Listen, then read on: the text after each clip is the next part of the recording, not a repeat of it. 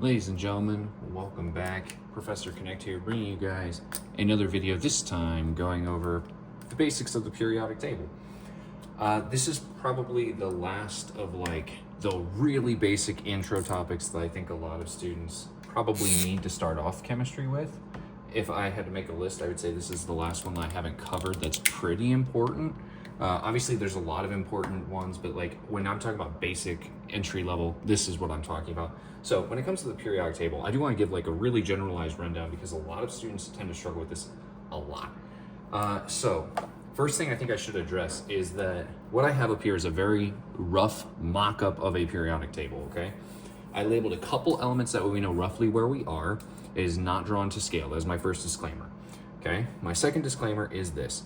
I'm really not focusing on this portion or the bottom portion. And it is because in most Gen Chem 1 courses, unless you have a teacher or a professor who wants you to just straight up memorize elements on the periodic table, these guys, especially at the start of the class, are gonna be much less used. So with that being said, I'm gonna kind of break this down a little bit, okay? So why in the world do I have these columns drawn out first of all? And I have these drawn out on purpose because if you were to look at your periodic table, most of them, like the overwhelming majority, will have these numbers at the top. You'll see 1, 2, and then you'll see something like this. You'll see an 18 over here, you'll see a 17 over here, a 16, a 15, and they'll be corresponding with the columns below them. So we have 1, 2, and then we have 13 through 18 over here. These guys inside will make up 3 through 12. Again, we don't really focus on these guys here in the middle. These guys here in the middle, just so you guys all know, these are actually my transition metals. So these are transition metals. So these are just not really used, not really focused on inside of Gen Chem 1. They're a little complex for what most of the time we need until the later half. But these numbers up top give you basically what we call a group number. And a group number basically is the same thing as a family. And this actually tells us that all of these guys in the same column will have similar properties. So for example, some properties that these guys will have in common is they will have the same number of what we call valence electrons. And if that makes absolutely no sense right now, valence electrons, this will eventually start making sense to you, but they will have the same number of valence electrons. And so that is one aspect of the periodic table that you should probably be familiar with. The next thing is that the periodic table not only is divided into groups, it is also divided into sections. When I say sections, I don't mean groups as in just singular columns that all share. They also not only will have this, but they will also share they will share properties. I don't just mean that they will share properties, but they also are broken up in a secondary way.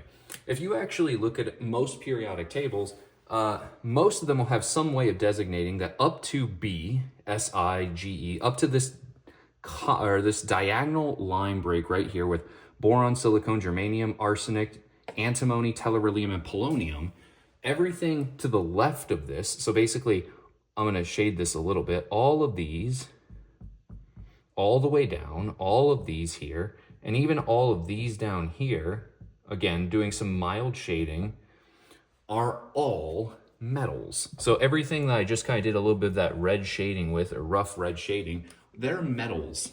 Now, they are what we would consider metals in the chemical sense. Some of these obviously don't seem like metals. Like most of you guys would be like hydrogen's considered a metal. It shares properties with them, so we put it in that column. Hydrogen and helium are, well, hydrogen especially is an exception to many, many rules. Helium will be an exception to quite a few rules later. It actually is not an exception right now. These guys right here in the middle, I could actually probably mark these guys off with some purple dots or something like that. So if I put a little purple dot here, I'm designating these guys over here. Everything with a purple dot I just did, so basically these specific elements, these guys are known as metalloids, or sometimes known as semiconductors. For those of you who are computer people, you will definitely know what a semiconductor is. It's actually the small bit of metal that actually makes microchips super effective at transmitting electricity. It is also a middle ground between a metal and a non-metal. So basically metals are what we would normally think of, things like iron, nickel.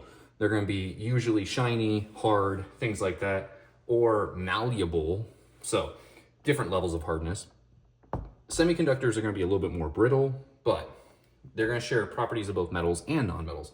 But that means everything on this side, so everything over here in blue shading, is going to be non-metals. So everything in blue are non-metals. So these guys are going to be the exact opposite of metals. These non-metals are going to be things that are not shiny, they're not malleable, they are usually gases at room temperature. So this is like a generalized breakdown. So we not only can break them down in columns, which tell us information about them, which is important. We can also break them down by type. These are like my three major categories on the periodic table. We have, again, those three major categories, which are usually very important. We have our groups and families that we've already discussed, but on top of all of that, and I know this sounds like a lot of information, so I'm trying to make it digestible for you, but on top of all of that, we also have the ability that we can look at these and actually gather more information from them. And I actually like making this really simple and straightforward for students. So what I'm gonna do is now in black, I'm gonna give you generalized information about these specific groups. Because groups 1, 2, and then 13 through 18 actually have some really cool traits about them. And those traits are as follows. We haven't really talked about valence electrons, so I'm going to briefly cover those because this is the last bit of information that's really nice. Valence electrons, remember, is shortened with E minus. Valence electrons are specifically electrons on the outermost shell or electrons on the outermost ring. If that means nothing to you right now, don't worry, it will in time. It doesn't make a huge difference to us right now, but what we'll actually notice is that these columns have something unique about them. Group number 1 or family number 1 will have 1 valence electron. Okay, that's pretty cool. Group number 2 will have 2 valence electrons. Okay, I think I know where you're going, Professor, right? Column 1 has 1, column 2 has 2. We skip transition metals. We skip them specifically because they actually are rule breakers, so we don't even worry about them yet.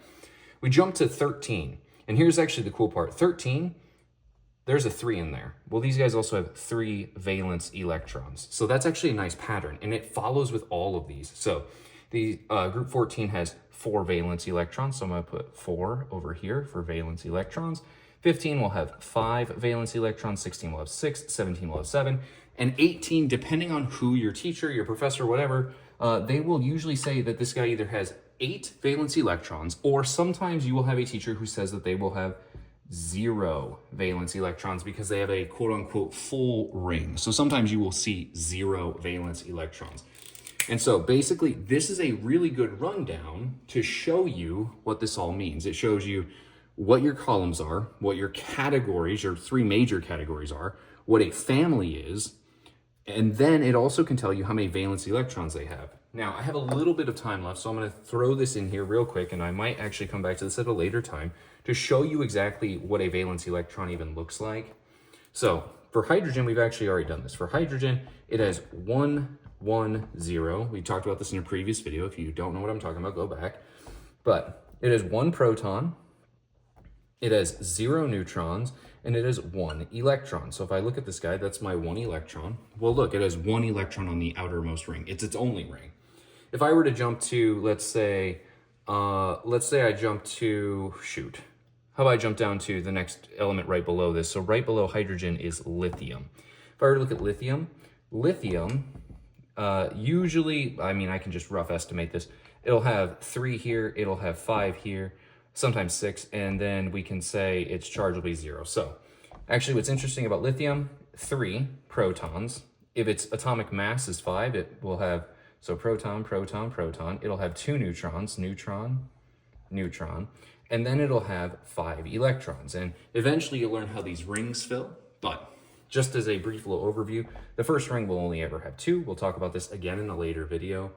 And the third electron, to match this guy, your third electron, because remember protons typically will equal electrons if neutral, meaning that it has no charge. So a reminder for you.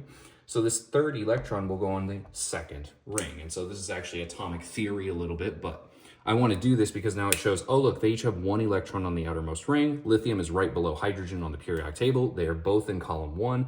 They both are sharing the number of valence electrons, 1 valence electron. So now you can actually visually see it.